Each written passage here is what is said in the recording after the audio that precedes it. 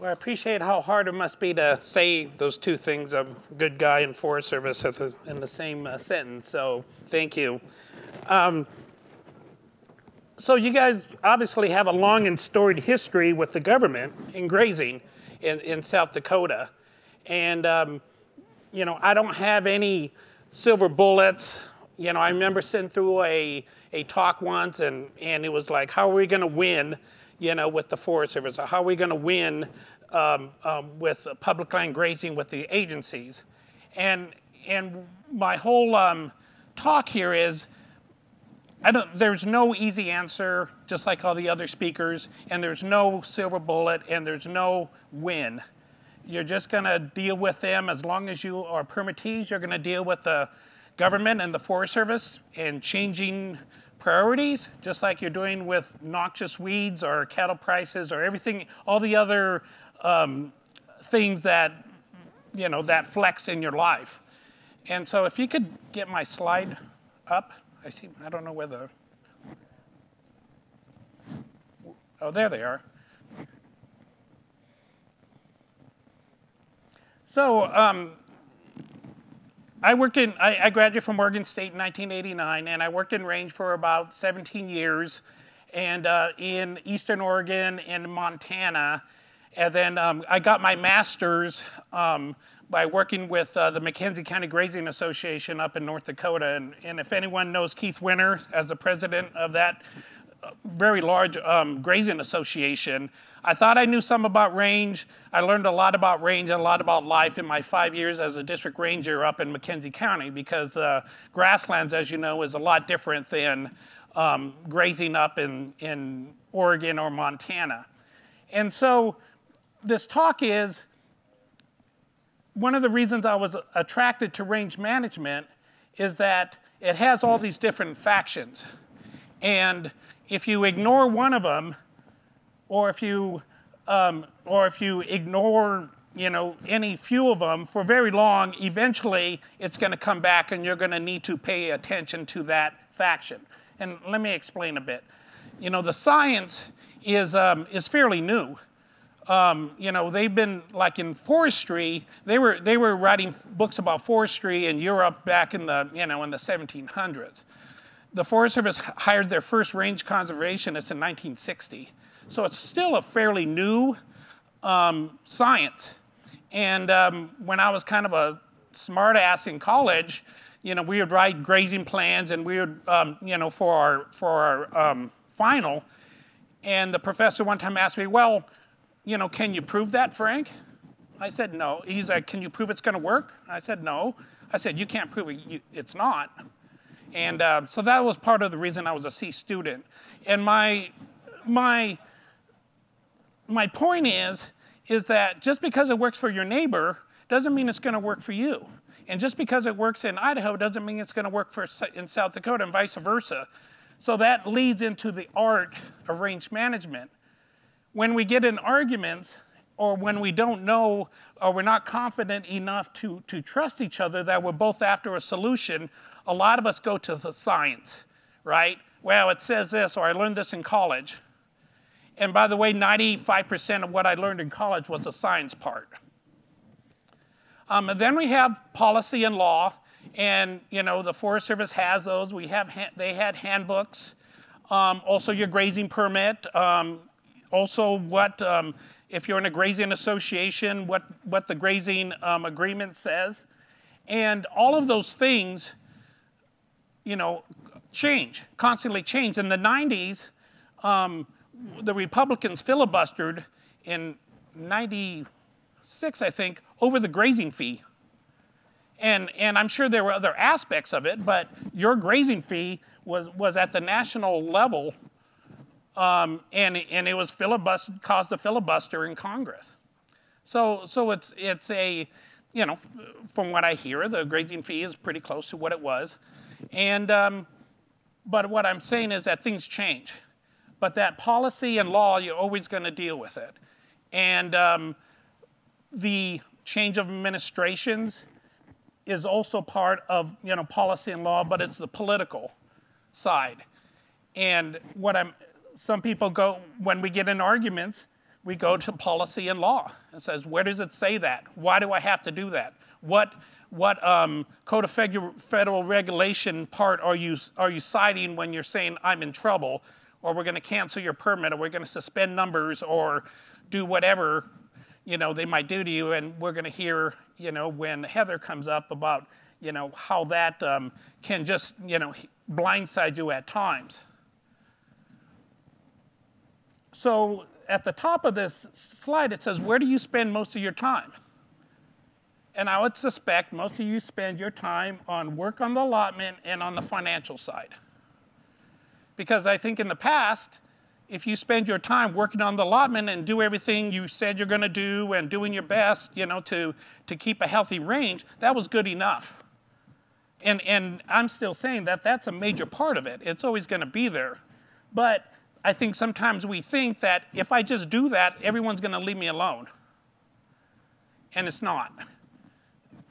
And I'm not even saying people are going to target you, but what could happen? A fire, you know, drought, you get new neighbors, you get a new district ranger, you get a new range specialist, you get a new forest supervisor, you get a new grassland plan.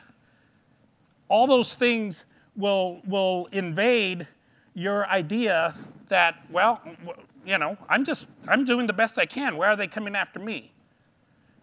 And so I'm venturing to say that the human dynamics, how much time do you spend there? And what I'm talking about is how much time do you spend building some kind of rapport with your political side, with the range specialist, the district ranger, or the forest supervisor.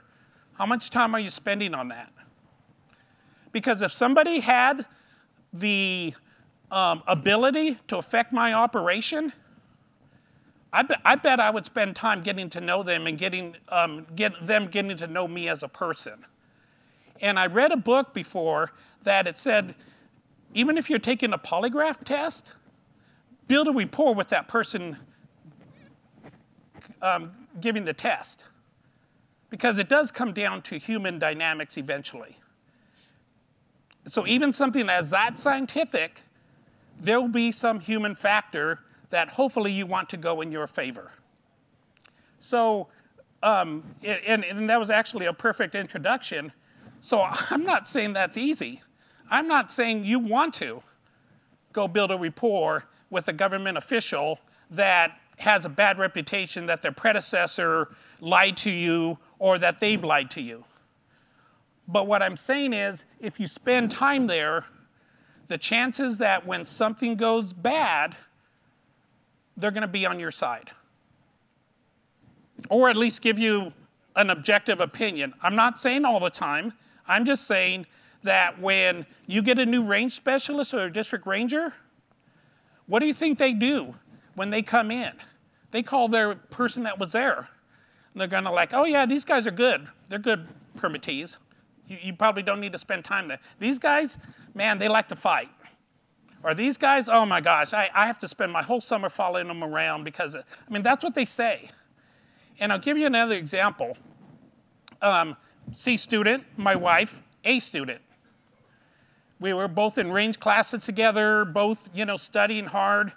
And, but once she was established as an A student, she got treated like an A student. I got treated like a C student.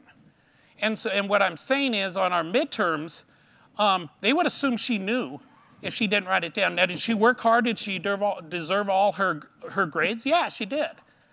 But if I wrote something similar, but I didn't write exactly down what they wanted, then they assumed I didn't know. And me being a smartass in class didn't help. But they treated me like a C student.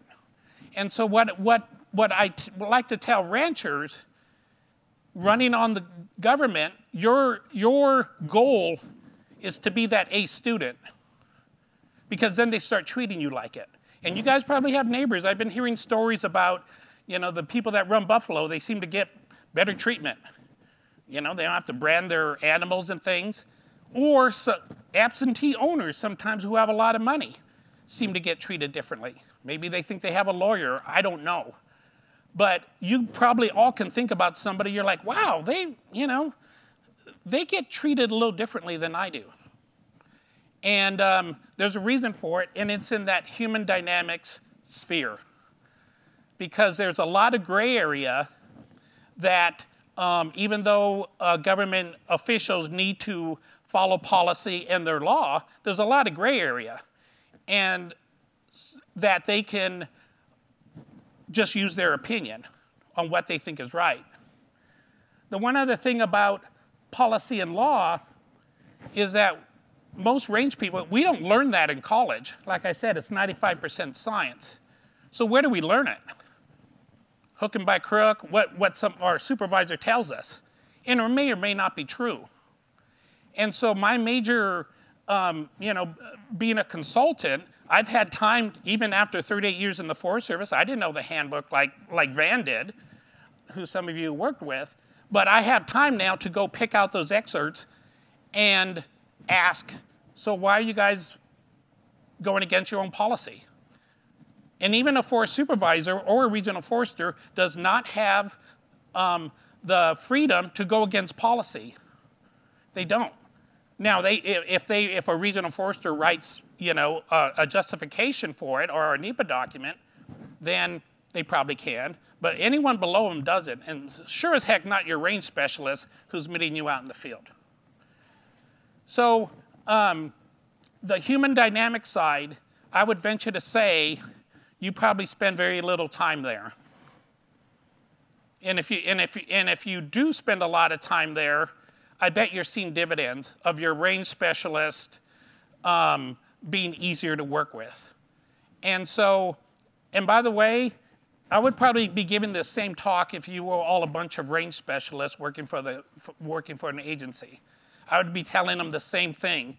If you want to have a lasting relationship that is productive, the deepest place is in the human dynamics. Because when we start getting an argument, we'll go to science, we'll go to policy, and I'll put Ross on the spot a little bit. We have all the science we need, right? We've been showing the Forest Service science, their own science even, and the district ranger still doesn't want to change. And, so we have to work on the human dynamics a little bit. And could you go to my next slide? This will identify. So this is where a lot of agency people are. You can show them the science, you can show them the policy, you can show them their own laws, and it's just like, I want to be where I am. I want to stay where I am.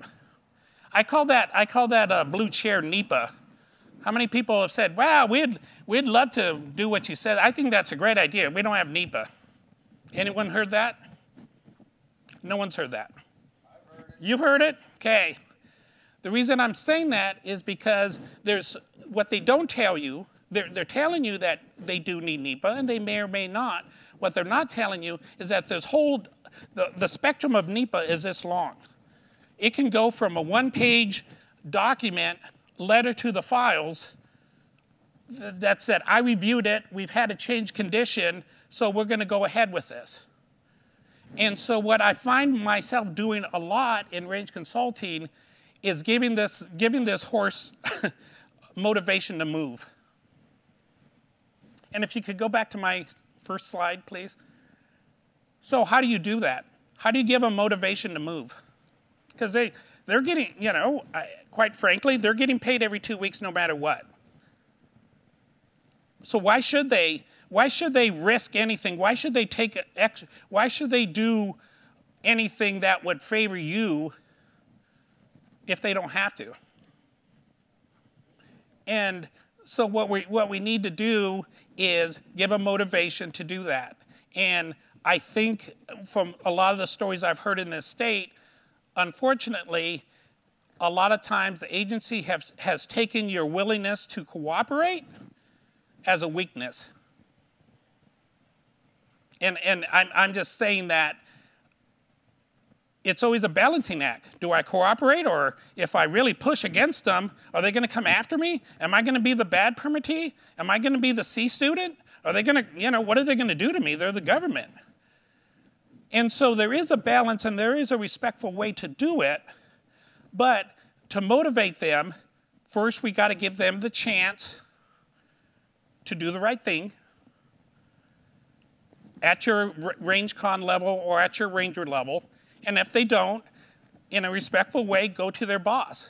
Now, most people don't like someone going to their boss, but if they forced you to do it and you still think your idea is valid, then it's just your right. It's your right to do that.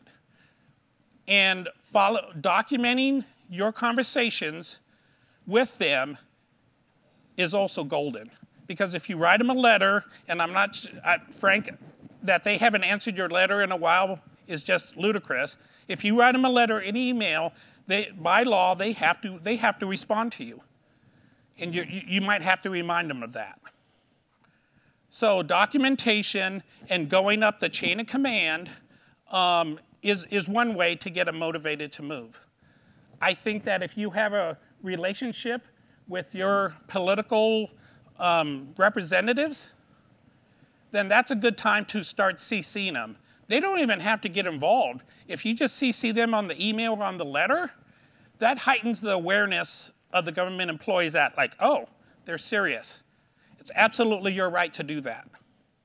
And if you want to CC the governor's office, if they have a range or an ag, I'm sure they have an ag specialist, then CC them. And you're just saying, I'm letting you know how this is going. And so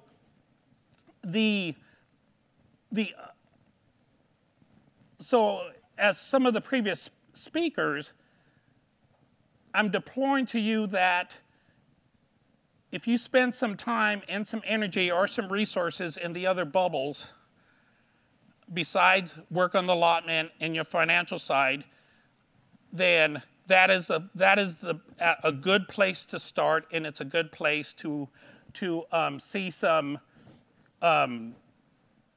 good things happen. Now, the other thing is being persistent, because if you send one letter, one email, or one text, they're like, yeah, okay, that goes in my to-do file.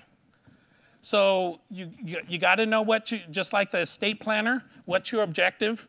What do you want to do? What do you want to see in 5 or 10 years? Those are the kind of things that are going to only affect you, and you might have a different range or different range con, whatever in the future, but that you have a plan that's documenting to them what you want to do with those allotments, then it will give you the opportunity to be stable when their people change and turn over. So, how do you engage on the human dynamic side? It's just like a rapport with everyone else you deal with your veterinarian, with the person that works at the feed store. Same thing, just that you are, starting a conversation with them. I would say if you get a new range specialist, invite them out to your place, show them around the allotment, ask them where they're from, ask them where they went to college, and if you start out on the right foot that way, then they'll say, oh, everything, maybe some of the things I heard about them isn't true. Before I went to McKenzie County as a district ranger, I wasn't even 40 years old yet, and McKenzie County isn't the garden state for Forest Service offices. There's not a lot of people that want to go there, I'm just being honest. And by the way, we were in the big fight over the Chadron Forest Plan. I mean, we were having Mark Ray, the undersecretary at the time, coming to our little county, and I was like, what did I get myself into? And I remember just saying to myself, I just need to wait for an opportunity. I just need to wait for an opportunity. Something will come up. And eventually, a long story short, the state paleontologist unearthed a 1,600-year-old cypress stump. And the county was building a new visitor center. So I wish it was my idea. It wasn't my idea. They're like, hey, let's give that to McKenzie County so they can protect it and they can use it as a centerpiece for their new visitor center. So we had to crane it in and everything else. I took bets from the Grazing Association that it was going to break up. I won a six-pack of Corona out of the deal. And that night I went to the cafe and the county commissioners were sitting there. And they said, "Frank, do you have a picture of our stump?" I said, "Yeah." So I pulled it out and I gave it to them. And they said hi to my wife, hi to the kids. "Okay, yeah, that's nice, thanks." I went to the table and I told my wife, I said, "Did you hear what they said?" And she's like, "What?" She said, "Our stump." I said, "That's the first time they've ever included me in anything." And she's like, and it really was the turning point. Now, did we not have issues? Did we not have arguments? Did we not have disagreements? No. Did everybody like me there? No. But your goal is to not just to be their friends, not to share cookie recipes or anything. Your goal is that if when I bring up a problem, or the Forest Service does, that you both get on the same side of the problem and decide of a solution or possible solutions. So that's your goal. And part of the human dynamics, it helps get you there. Because right now, if you're like, "I don't want to tell the Forest Service this," or "I don't want to tell the BLM this," "I don't want to tell the state this because I'm going to get in trouble." Or if they do things like people are coming onto your allotment and they're not telling you, that's telling you that there's some trust issue. "I don't want to call him, he's going to say no," or "he's going to ask why." And so the idea to spend some time on the human dynamic side is just my challenge to everybody. Not to say it's going to fix everything, but I think it'll help you, get you to a lasting relationship instead of just like, I won this argument or they won that argument. Eventually that just goes back and forth. Now, I can help sometimes with that, but with all my clients, I tell them, eventually I want to work my way out of a job. I don't want to be here eventually because I want you to do it. They're like, "We just want to hire you. You talk Forest Service and we don't want to deal with them." And I said, "Well, one of these days something's going to happen. I'm going to be gone. I'm going to really retire, or I'm not going to be around and you're going to need to deal with the Forest Service. So I'd rather teach you how to do it than just be reliant on me." So that's kind of theoretical. There's a few things that I want to give you tangible that you can do. And you probably know a lot of them, but the Freedom of Information Act is very powerful. And so in the agency, we call it FOIA. So if you heard that word, that's what they're talking about. All it needs is an email from you to your district ranger, forest supervisor, and say, now you need to know some parameters, because a lot of times you use FOIA and they say we don't have anything. Because it can't be a derived document. It can't say, "Tell me where all the prairie dogs are from in this area over these years." It has to be a document that exists. And so that's how sometimes they get you by saying, "We don't have it." Say, "I need the prairie dog colonies that you surveyed on my allotment in 2010. And then if they say that it doesn't exist, then they can't bring it up in a file again later.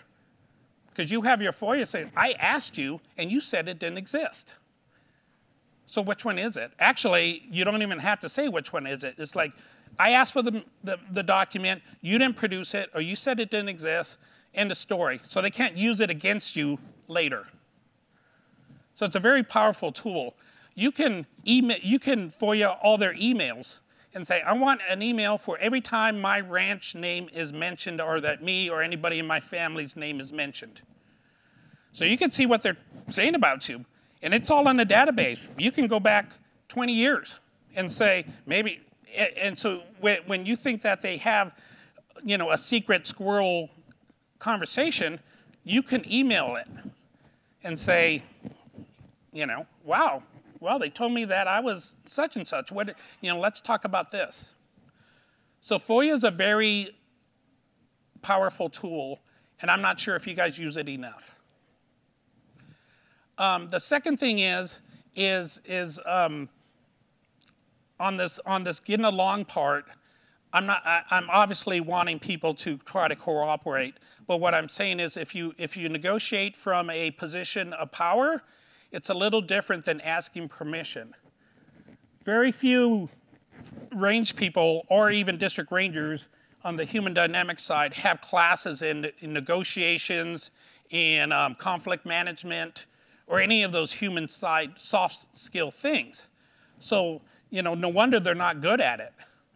And so, but what I'm saying, instead of saying, hey, can we move our cows early?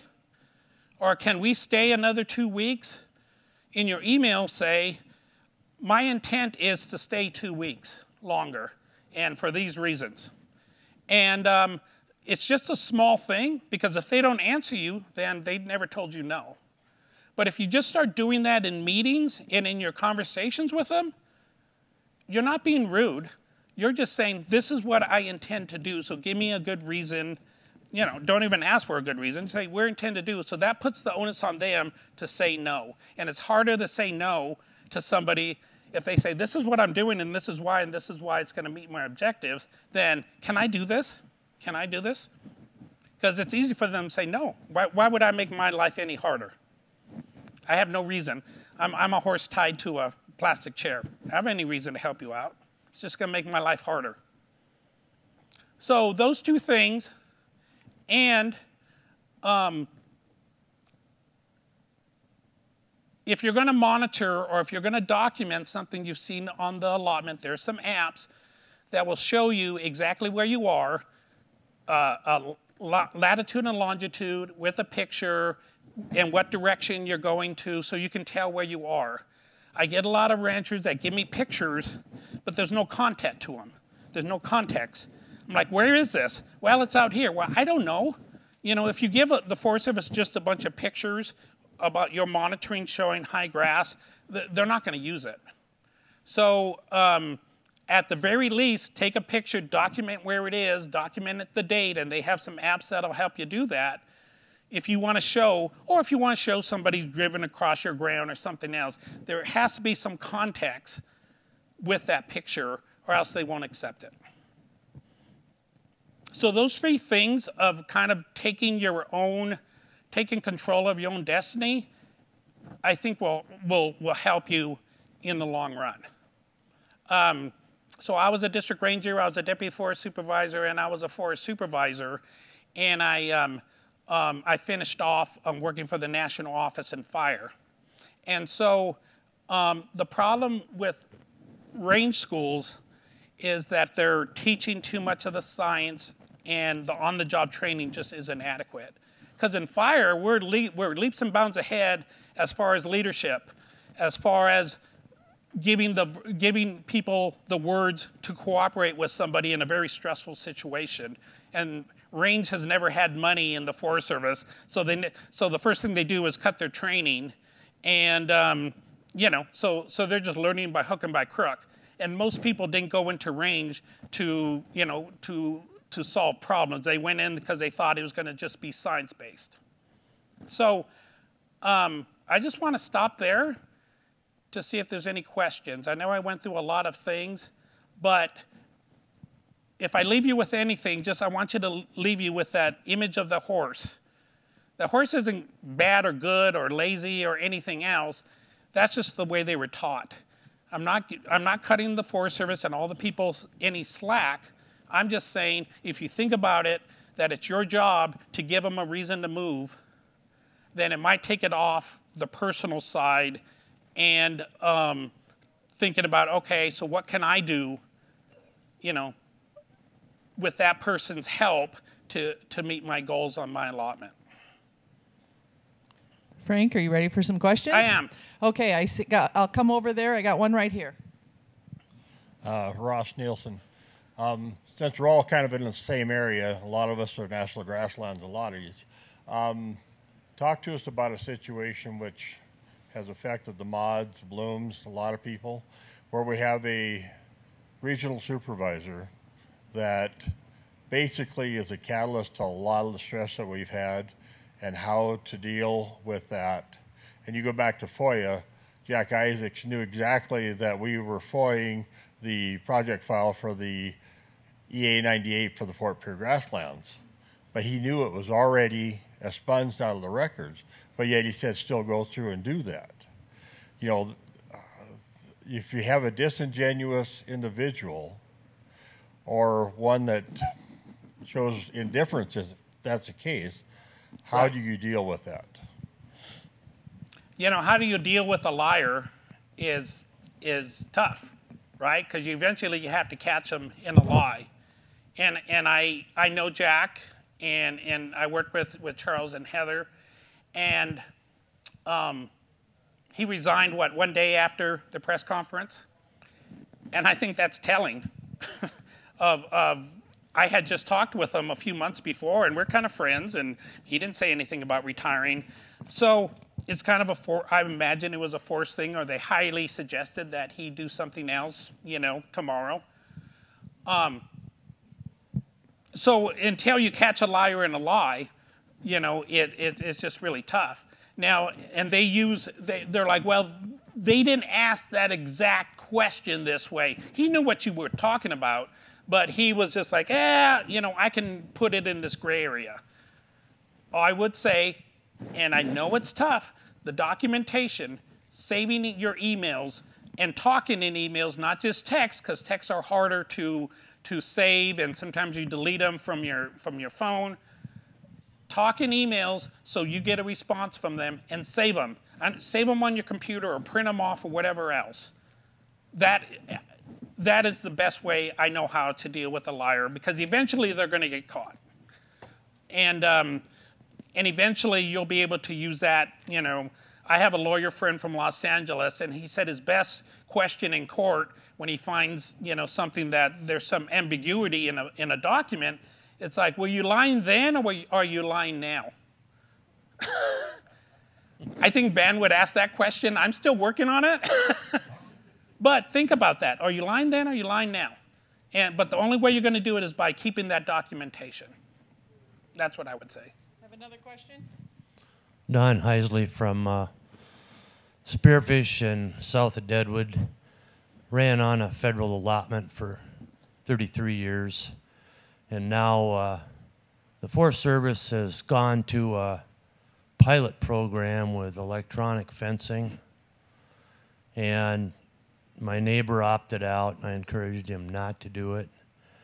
And not because I have anything personally against it. I think it's fine on private if you want to do that. Who's going to get that information? The antis are going to get it. I don't care what kind of guarantees the Forest Service says, oh, we're not going to give it to them. What's your thoughts on that?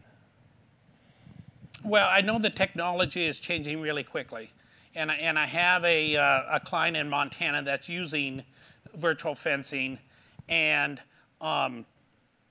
they are gathering that information, and the company's called Halter. The ranch is gathering information, but as far as we know, their control tower is only getting the GPS units of spots of where their cows are. I don't know. You know, we can. In McKenzie County, there was a county commissioner permittee named Roger Chin, and after a while, he would just say, "Black helicopters, Frank, black helicopters. I'd like to believe you." I don't know where the technology is going. I really like the virtual fencing because, you know, barbed wire fencing is what, 1860s technology. I think it's about time that we explore different things. But I'm not the one who owns cows that, you know, may have that information, you know, leaked out someplace else. So that's an ambiguity. The answer, I do like it on the ground because it gives us a lot of flexibility. I mean, you could just draw a polygon around a stream or something that they want, you know, excluded, and done deal. You just do it on your computer at home. So there is some good things about it. Okay. Well, thank you, Frank. I have a little gift for you here. I've never been here. Do I get both?